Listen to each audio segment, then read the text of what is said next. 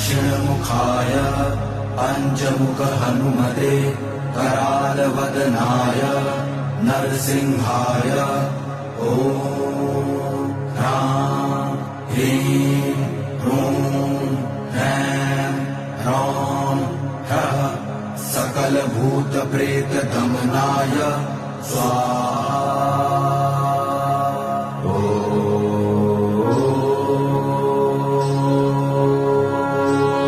दक्षिणमुखाय पञ्चमुख हनुमते करालवदनाय नरसिंहाय ॐ ह्रां ह्रीं ह्रूं ह्रैं ह्रौं ह्रः सकलभूतप्रेतदमनाय स्वाहा।